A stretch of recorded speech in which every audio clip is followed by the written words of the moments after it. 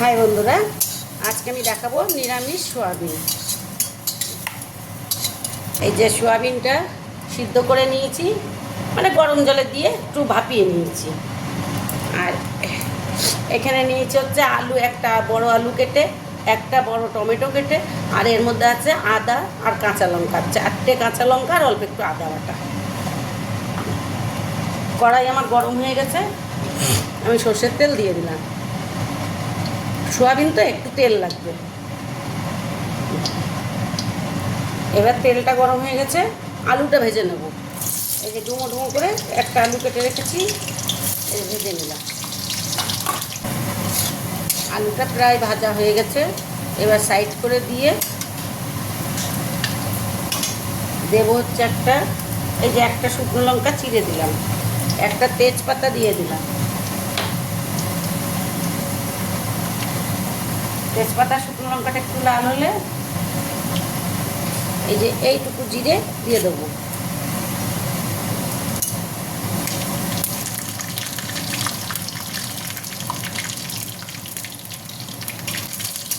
এবার আলুগুলো দিয়ে ভেজে নেব।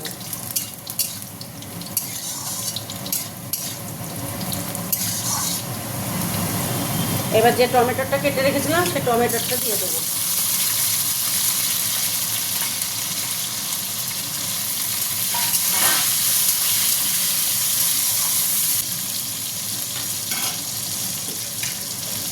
আন্দাজ মতো নুনটা দিয়ে দেবো।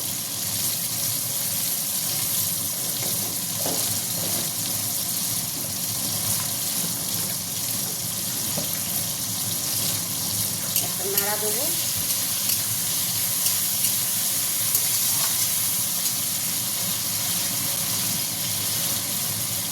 এবার একটু ঢেকে দেবো, তাহলে টমেটোটা গলে যাবে। এবার খুলে দেখবো, এরকম গলে গেছে টমেটোটা। টমেটোটা গলে গেল।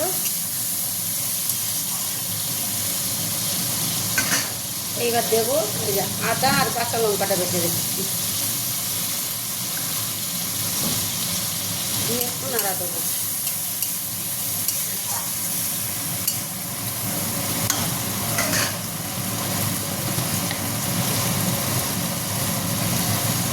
এবার এই যে 1/2 চামচ জিরের গুঁড়ো বাটিটাই নেব, আর 1 চামচ ধনের গুঁড়ো, আর আন্দাজ মতো হলুদ। এই যে নিয়ে একটু জল দিয়ে গুলিয়ে নেব।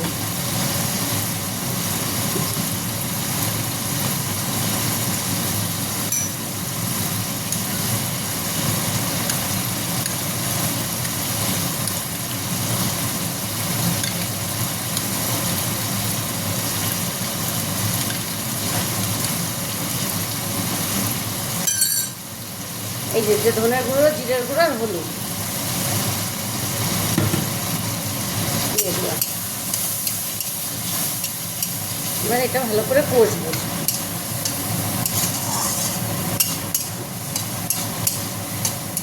কিন্তু জোরটা একটু কম দিয়ে রেখেছি, কেন মশলা কষার সময় বেশি করে জোর দিতে নেই, তাহলে মশলা পুড়িয়ে যায়।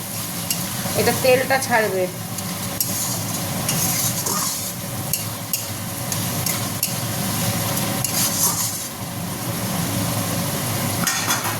তো দেখো, আমি তো গুড় দিই, জানোই তোমরা।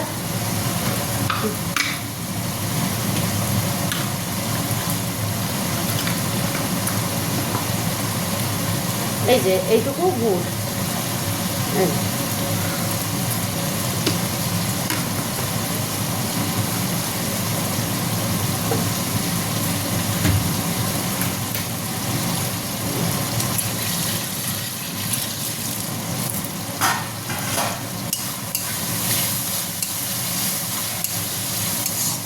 এইরকম বন্ধুরা তেলটা ছেড়ে আসছে। আর 2-3 মিনিটের মধ্যে তেল ছেড়ে যাবে মশলা থেকে।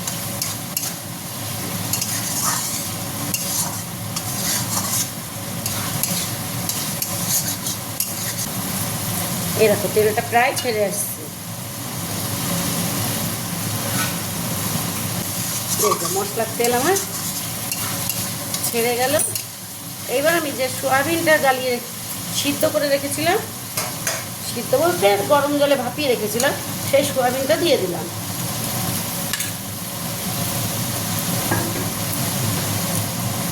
এবার আবার ভালো করে একটা নাড়া দেবো। সোয়াবিনটাকে দিয়ে আর একটু কষিয়ে নেব।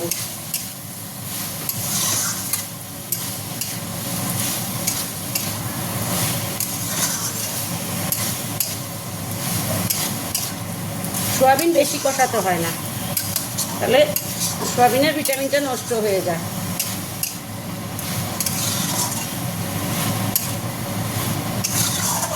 এই যে হয়ে গেল। এইবার এই যে জল দিয়ে দেবো, দেখে নিই আর একটু হয়তো জল দিতে হবে। হ্যাঁ, আর একটু জল দিতে হবে। তরকারিটা নাড়া দিলে বুঝতে পারবে যে আর একটু জল লাগবে নাকি।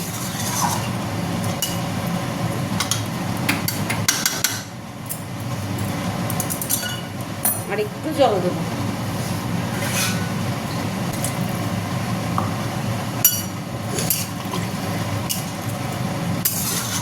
এইবার আমি চাপা দিয়ে দেবো। এই যে চাপা দিয়ে দিলাম। টুকলে গরম মশলা দেবো।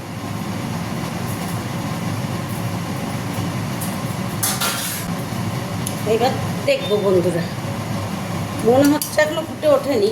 ফুটে উঠলে চারিদিকে না, চারিদিক দিয়ে ধোঁয়া বেরিয়ে যাবে, এই চারিদিক দিয়ে, তাহলে বুঝতে পারবে ফুটে উঠছে। 5 থেকে 7 মিনিট টাইম তো দিতে হবে বন্ধু, একটু ফুটে উঠবে। এই দেখো চারিপাশ দিয়ে ধোঁয়া উঠছে, তখন বুঝবে তরকারিটা ফুটে উঠেছে।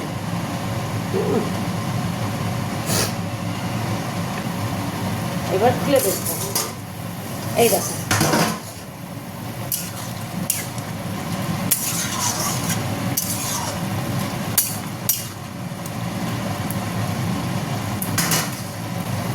এবার আমি দিয়ে দেবো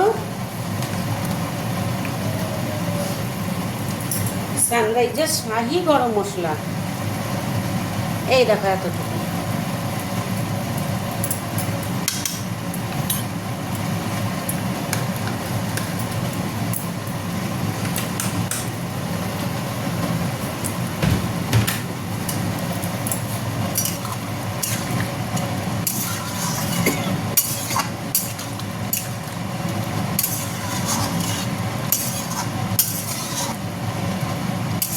আর একটু ফুটবে।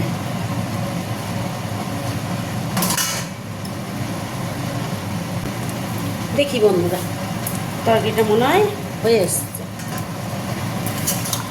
দেখবো আলুটা গলেছে নাকি।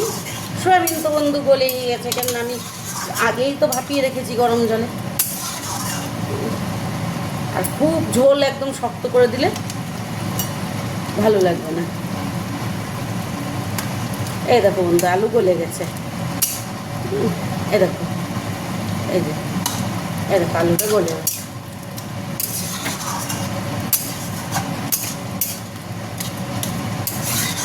আর একটুখানি ফুটুক।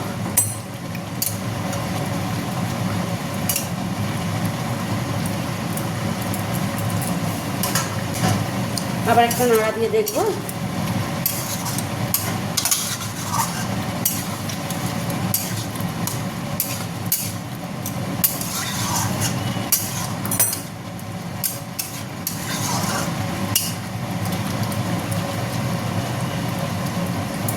এই হয়ে গেল বন্ধু আমার নিরামিষ সোয়াবিনের ঝোল।